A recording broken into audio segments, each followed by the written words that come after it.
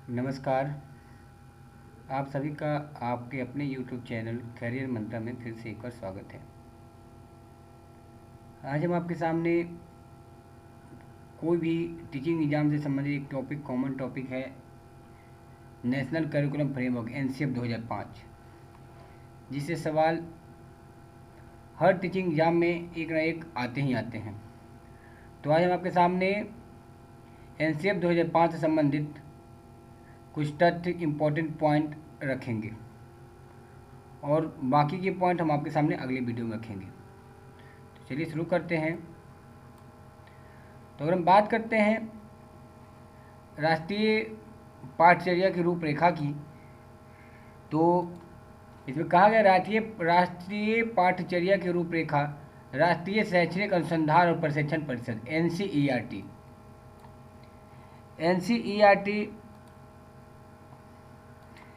नई दिल्ली के तत्वाधान में राष्ट्रीय पाठचर्या की रूपरेखा 2000 की समीक्षा हेतु प्रोफेसर यशपाल की अध्यक्षता में एक राष्ट्रीय संचालन समिति जिसमें कुल 38 सदस्य और 21 राष्ट्रीय फोकस समूहों का संगठन किया गया। अब आपसे पूछा जाए कि NCF 2005 के अध्यक्ष के कौन थे, तो इसके अध्यक्ष हो जाएंगे प्रोफेसर यशपाल। अब आपसे पूछा जाए कुल कितने सदस्य थे, तो कुल 38 सदस्य थे। अब आपसे पूछा क्या था, तो कुल 21 राष्ट्रीय फोकस समूहों का गठन किया गया था। और आगे की बात करते हैं, तो अगला बात है NCF 2005 को बनने का कार्य NCERT के तत्कालीन निदेशक प्रोफेसर कृष्ण कुमार के नेतृत्व में 21 आधार पत्रों के साथ संपन्न हुआ। अब पूछा जाए कि उस समय निदेशक कौन थे NCERT के, तो प्रोफेसर कृष्ण कुमार इसके आंसर हो जाएंगे। आगे चलते हैं, तो अगला बात करता है NCF 2005 का निर्माण 1993 की शिक्षा बिना बोझ के रपट के संदर्भ में राष्ट्रीय पाठचर्या की रूपरेखा 2000 की समीक्षा हेतु किया गया। अब पूछा जाएगा इसका निर्माण क्यों किया, इसका निर्माण का लक्ष्य था शिक्षा बिना बोझ की। आगे की बात करें तो इसमें इंपॉर्टेंट एक पॉइंट है जो कि सवाल पूछा गया है। ये कहता है राष्ट्रीय पाठचर्या दस्तावेज 2005 का प्रारंभ प्रसिद्ध शिक्षा शास्त्री, नोबेल पुरस्कार विजेता तथा राष्ट्रीय गान के निर्माता रविन्द्रनाथ टैगोर के निबंध सभ्यता और प्रकृति के एक उद्धरण से हुआ है। अगर NCF की चर्चा की जाए तो चर्चा शुरुआत में सभ्यता और प्रकृति, जो कि एक निबंध है रविन्द्रनाथ टैगोर की, उससे शुरू हुई है। आगे बात करें तो इसमें कहा गया है इस पाठचर्या का मुख्य और जोर अधिगम पर था, जो ऐसी शिक्षा की ओर ले जाता हो जो असमानता से लड़ने में मदद करती है और विद्यार्थियों को सामाजिक, सांस्कृतिक, भावात्मक तथा आर्थिक आवश्यकताओं को संबोधित करती है। अब अगला इसमें कहता है कि एक सवाल पूछता है कि इसमें कितने अध्याय हैं, तो इस दस्तावेज में कुल 5 अध्याय हैं। NCF 2005 का अनुवाद संविधान की 8वीं अनुसूची में दी गई सभी भाषाओं में किया गया है, मतलब कुल 22 भाषाओं में इसका अनुवाद किया गया है, क्योंकि 8वीं अनुसूची में 22 भाषाओं का जिक्र है। आगे चलते हैं, तो बात करता है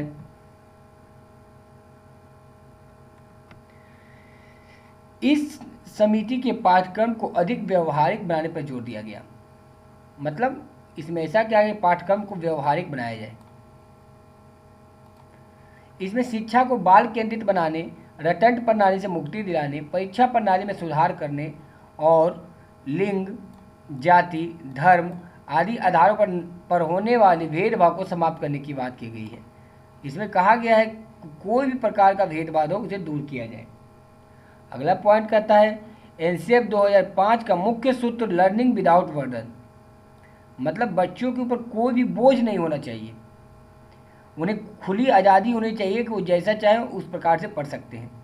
राष्ट्रीय पाठचर्या की रूपरेखा 2005 का मुख्य उद्देश्य बच्चों के स्कूली जीवन को बाहर के जीवन से जोड़ना। ये इंपॉर्टेंट पॉइंट है कि बच्चों के स्कूली जीवन को बाहर के जीवन से जोड़ना NCF का प्रमुख लक्ष्य था। आगे बात करते हैं, तो आगे कहता है राष्ट्रीय पाठचर्या की रूपरेखा की सफलता इस बात पर निर्भर है कि स्कूलों के प्राचार्य और अध्यापक बच्चों को कल्पनाशील गतिविधियों और सवालों की मदद से सीखने और सिखाने के दौरान अपने अनुभवों पर विचार करने के अवसर देते हैं। मतलब बच्चे को प्रमुखता दिया जाए और उसके विचारों को क्लास में सम्मान किया जाए। अगला है, हमें यह मानना होगा कि यदि समय, जगह और आज़ादी दी जाए तो बच्चे बड़ों द्वारा सौंपी गई सूचना सामग्री से जुड़कर और जूझ कर नए ज्ञान का सृजन करते हैं। मतलब ये बच्चे को रचनात्मकता की ओर अग्रसर करने पर जोर दिया गया है। आगे इसमें दिया गया है एनसीएफ 2005 के 5 मार्गदर्शक सिद्धांत जो कि इम्पोर्टेंट है। पहला है ज्ञान को विद्यालय के बाहरी जीवन से जोड़ना, रियल लाइफ सिचुएशन।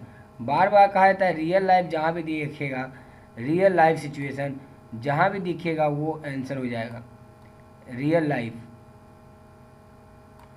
जहाँ भी रियल लाइफ दिखे वो एनसीएफ उसका बात करता है। दूसरा कहता है शिक्षा रटन प्रणाली से मुक्त हो यह सुनिश्चित करना, मतलब बच्चे को रटने पे जोर नहीं देना, बच्चे को समझने पे देना, अर्थ ग्रहण पे ध्यान देना है। तीसरा पॉइंट कहता है पाठ्यचर्या का इस तरह संवर्धन हो कि बच्चों के चहुमुखी विकास के अवसर उपलब्ध करवाया जाए, बजाय कि वह पाठ्य पुस्तक केंद्रित बने। मतलब पाठ्य पुस्तक को आधार ना बनाना है, आधार को बनाना है अपने बच्चों के, जिससे बच्चे का संपूर्ण विकास हो सके। अगले पॉइंट की बात करें तो इसमें कहा गया है परीक्षा को और अधिक लचीला बनाना और कक्षा कक्ष की गतिविधियों से जोड़ना, मतलब को करिकुलम एक्टिविटी की जोर दिया गया है।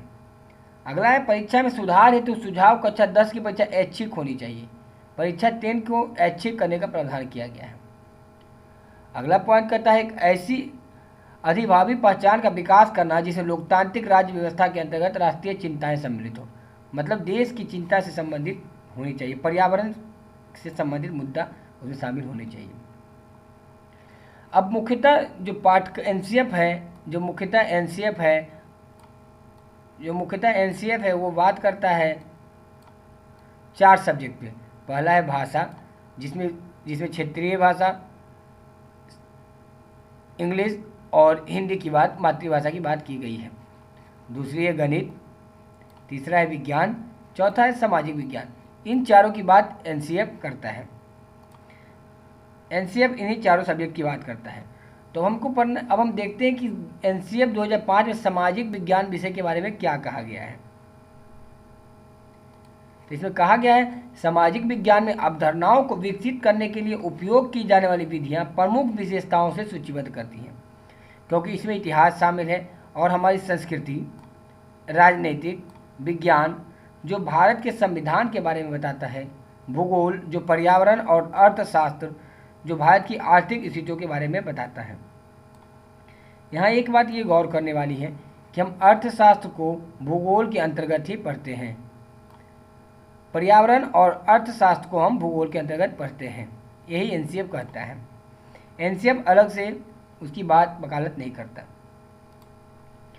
आगे बात करें तो इसमें कहा गया है सामाजिक विज्ञान में उच्च प्राथमिक स्तर पर कौन कौन से विषय, इससे सवाल सेम टू सेम एग्जाम में पूछ देते हैं।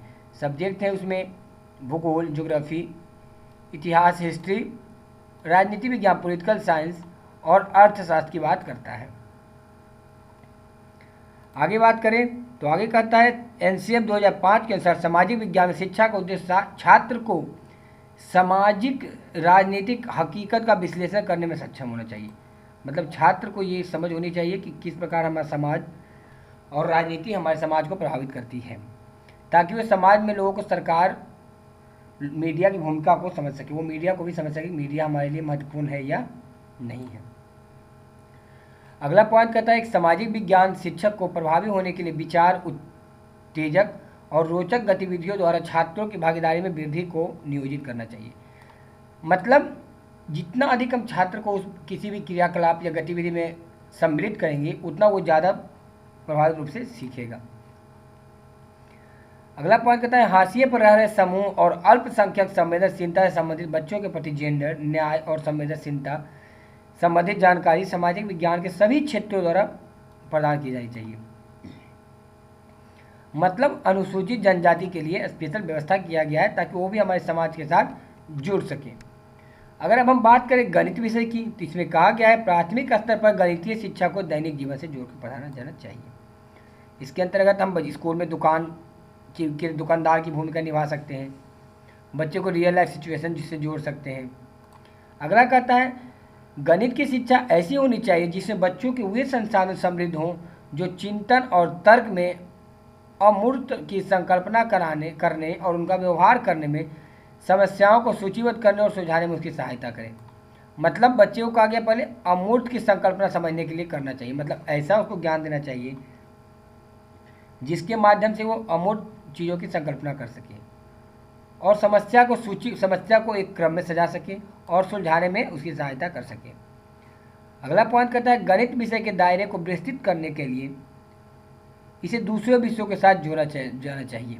मतलब गणित को दूसरे सब्जेक्ट में भी पढ़ाया जा सकता है, लिंक करना इम्पोर्टेंट है। अब एनसीए की कुछ विशेषताएं हैं जिसकी बात करते हैं। पहला है प्राथमिक स्तर की शिक्षा मातृभाषा भाषा में होनी चाहिए तथा इसके पश्चात आवश्यकता अनुसार अन्य भाषाएं सिखाई जाती हैं। मतलब बच्चे की पहली जो भाषा सीखने की होगी वो मातृभाषा होगी, उसके बाद उसकी ज़रूरत के हिसाब से दूसरी भाषा का प्रावधान किया जाना चाहिए। दूसरा है पाठ्यक्रम निर्माण में अभिभावकों के हितों को समझ को महत्व देना चाहिए, अभिभावक के महत्व को ध्यान में रखना चाहिए, इसीलिए टीचर पेरेंट्स मीटिंग की जाती है। तीसरा कहता है विद्यार्थियों में पढ़ाई के प्रति रुचि जागृत करने को ध्यान में रखते हुए पाठ्यक्रम का निर्माण किया जाए ताकि शिक्षा रुचिप्रद हो सके। मतलब बच्चे को ध्यान में रख के शिक्षा की व्यवस्था करनी चाहिए ताकि बच्चे को बोरिंग फील ना हो, बच्चे उसमें इंटरेस्ट ले सके। अगला है एनसीएफ 2005 में राष्ट्रीय एकता का पर्याप्त बल दें, मतलब एक संगठित भाव की बोध की गई है, एकता की बात की गई है जिसमें सब जगह एक लोग शामिल होकर पढ़ सकते हैं। अगला है बिना बोझ के अधिगम कार्यक्रम को सम्मिलित किया जाता है। मतलब बच्चे के ऊपर इतना किताब या प्रेशर ना दिया जाए, होमवर्क का लोड ना दे दिया जाए ताकि वो पढ़ ही ना सके।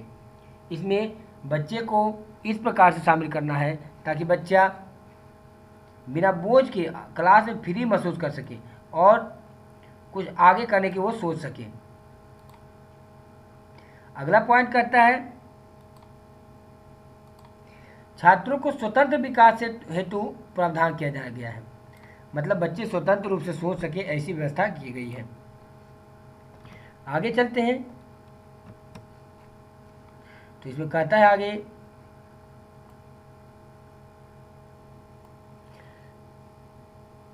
आगे पॉइंट कहता है बालक को परीक्षा के बोझ से मुक्त करते हुए मासिक एवं वार्षिक परीक्षा का प्रावधान जिसमें छात्रों की परीक्षा के प्रति रुचि विकसित हो सके। ये कहा गया कि एक ही बार जो परीक्षा का लोड था उसको छोटे छोटे इकाई में बांटकर बच्चे को दिया जाना चाहिए ताकि बच्चे पर वो लोड ना पड़ सके। दूसरा कहा गया पर्यावरण शिक्षा पर पर्याप्त बल दिया गया है।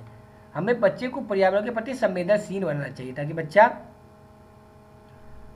उसके प्रति संवेदनशील बने और कुछ सीख सके और उसके प्रति ध्यान रखे। शिक्षा को व्यवसायोन्मुखी बनाएगा, मतलब शिक्षा को इस प्रकार बनाया गया है ताकि बच्चा खुद से कुछ ना कुछ कर सके, उसे पढ़ाई कंप्लीट होने के बाद ये ना सोचना पड़े कि मैं क्या करूँगा आगे चल के। अगला कहा गया है एनसीएफ 2005 स्कूली शिक्षा के प्रत्येक स्तर पर कला शिक्षा विषय को लागू करना चाहता है। कला शिक्षा को विद्यालय से जोड़ने का उद्देश्य सांस्कृतिक विरासत की प्रशंसा करना था, छात्रों के व्यक्तित्व और मानसिक स्वास्थ्य को विकसित करना है। अगर हम बच्चे की संस्कृति से जोड़ कर पढ़ाएंगे तो बच्चा ज़्यादा सीखेगा और उसका व्यक्तित्व और मानसिक स्वास्थ्य भी ज़्यादा अच्छा होगा क्योंकि उसे घर का वहाँ पर माहौल मिलेगा। अगला कहता है एनसीएफ 2005 के अनुसार ज्ञान की प्रक्रिया में समुदाय की साझेदारी जरूरी है। समुदाय से तात्पर्य हो गया जिस समाज में हम रहते हैं वहाँ के लोगों से। इस प्रकार का पाठ्यक्रम तैयार करना चाहिए जो कि उसके समुदाय से मिलता जुलता हो, जिससे ये होगा कि उसे ऐसा फील होगा कि हम क्लास में तो हैं, साथ में उसे घर का भी फीलिंग आएगी और वो जल्दी सीखेगा। इम्पॉर्टेंट 12वां पॉइंट है करके सीखने पर, लर्निंग बाय डूइंग। मतलब इसमें यह कहा गया है कि बच्चे को कोई भी एक्टिविटी में शामिल करना है ताकि उसे कुछ सीख सके। नेक्स्ट पॉइंट है इसमें कहा गया है राष्ट्रीय महत्व के बिंदुओं को पाठ्यक्रम में शामिल करना। मतलब जो राष्ट्रीय महत्वपूर्ण, जो कि राष्ट्रीय टॉपिक महत्वपूर्ण विषय है उसको शामिल करना है। दूसरा कहा गया सह शैक्षिक गतिविधियों में छात्रों के अभिभावकों को भी जोड़ा जाना चाहिए। को करिकुलम एक्टिविटी जो होती है उसमें छात्र के साथ साथ छात्र के गार्जियन को भी जोड़ना चाहिए। अगला कहता है पुस्तकालय में छात्रों को खुद पुस्तक का चुनाव करने का मौका दें। इससे ये हुआ कि इससे हमें ये पता चलेगा ना कि जिसे छात्र किस सब्जेक्ट में इंटरेस्ट ले रहे हैं उस हिसाब से हम उन्हें पढ़ा सकते हैं। अगला पॉइंट कहता है दंड व पुरस्कार की भावना को सीमित रूप से प्रयोग करना चाहिए। बच्चे को ज़्यादा दंड और पुरस्कार नहीं देना चाहिए, उसका एक अनुपात में बांट लेना चाहिए, जिससे ये होगा कि बच्चे सीखने के लिए ज़्यादा तत्पर होंगे। अगला पॉइंट कहता है सांस्कृतिक कार्यक्रमों में मनोरंजन के स्थान पर सौंदर्य बोध को बढ़ावा देना चाहिए। यहाँ पे ये कहा गया कि मनोरंजन के लिए कोई चीज़ नहीं करना चाहिए, उसके सौंदर्य बोध के लिए कोई काम करना चाहिए, जिससे वो उसकी भावनाओं को समझ सके।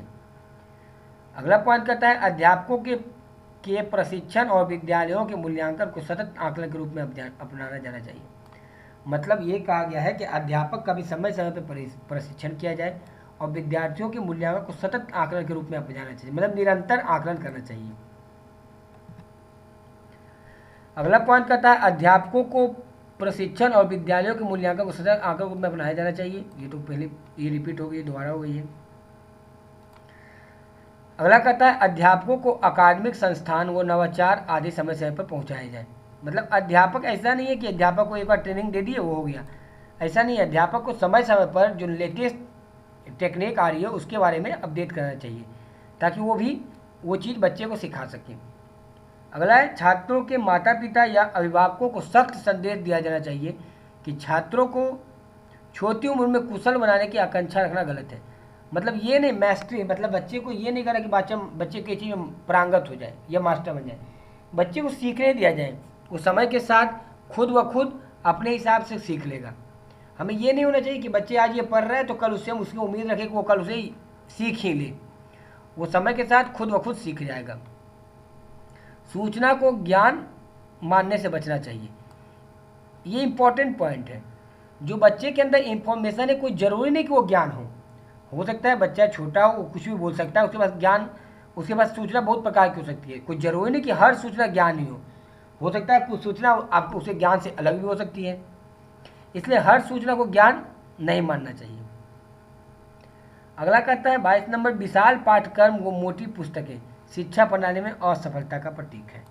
मतलब कहने का तात्पर्य यह है कि शिक्षा में हर हमेशा बच्चे को मोटी मोटी पुस्तकें और कॉपी से नहीं हो सकती है। वो अगर मोटी पुस्तकें हैं तो बच्चे पे इसका गलत इम्पैक्ट पड़ता है, इसलिए यहाँ कहा गया है कि इसने कहा है कि बच्चे के लिए मोटी पुस्तकें की ज़रूरत नहीं है। अगला कहता है एनसीएफ 2005 का मानना है कि पाठ्य पुस्तकों को समाज के स्वीकृत मूल्यों को लागू करने के लिए एक माध्यम के रूप में देखा जाना चाहिए। मतलब पाठ्यक्रम में वो चीज़ शामिल होनी चाहिए जो समाज के स्वीकृत, समाज जिसको स्वीकारता है। ऐसा नहीं है कि अगर हम जिस समाज में रहते हैं उस समाज के विरोधी किताब को पढ़ें।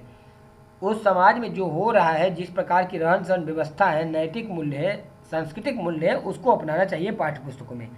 पाठ्य पुस्तकों में विषय के रूप में उसको शामिल किया जाना चाहिए। अगला है राष्ट्रीय पाठ्यचर्या रूपरेखा 2005 के अनुसार सीखना अपने चरित्र में सक्रिय और सामाजिक है। मतलब बच्चा, हम सीखना तब मानेंगे जब बच्चा सामाजिक हो जाए और समाज में सक्रिय हो जाए। अगर वो इतना करने लगे तो हम ये जान जाएं कि बच्चे के अंदर ज्ञान का सृजन हो चुका है। अगला पॉइंट है कक्षा फर्स्ट और सेकेंड के विद्यार्थियों का मूल्यांकन प्रेक्षण के आधार पर होना चाहिए। मतलब मूल्यांकन हमेशा होते रहना चाहिए। अगला पॉइंट है छात्रों द्वारा की गई त्रुटियां समाधान को पहचानने में सहायक होती हैं। मतलब बच्चे जो गलतियां कर रहे हैं वो ये बताता है कि बच्चे सीखने के क्रम में है, उसे हमें एक सुधार, बच्चे के सीखने के प्रयत्न के रूप में लेना चाहिए। उस पर गुस्सा या उसे डांटना, हमेशा फटकारना नहीं चाहिए। अगला कहता है परीक्षा सुधार के लिए निम्न पद्धतियों की सिफारिश सामूहिक कार्य मूल्यांकन, सतत एवं व्यापक मूल्यांकन, खुली पुस्तक परीक्षा का मूल्यांकन। मतलब सामूहिक कार्य मूल्यांकन, पीयर ग्रुप असेसमेंट से भी हम बच्चे का मूल्यांकन कर सकते हैं। सतत एवं व्यापक मूल्य से बच्चे का मूल्यांकन, खुली पुस्तक परीक्षा से बच्चे का मूल्यांकन कर सकते हैं। जो सबसे इंपॉर्टेंट है सतत एवं व्यापक मूल्यांकन। अगला है अंतिम पॉइंट है एनसीएफ 2005 के अनुसार नागरिक शास्त्र के स्थान पर राजनीतिक शास्त्र का प्रयोग करने का प्रस्ताव दिया गया है। ये इंपॉर्टेंट पॉइंट है 28 नंबर के नागरिक शास्त्र के अनुसार पे नागरिक शास्त्र के स्थान पर राजनीतिक शास्त्र का प्रयोग करने का प्रस्ताव दिया गया है। उम्मीद करता हूँ हमारे द्वारा बताए गए जो इम्पोर्टेंट नोट्स हैं एनसीएफ के आपके लिए मददगार साबित होंगे। अब आप हमारे लेटेस्ट इन्फॉर्मेशन के आप हमारे चैनल को सब्सक्राइब कर सकते हैं और अपने दोस्तों के साथ शेयर कर सकते हैं। धन्यवाद।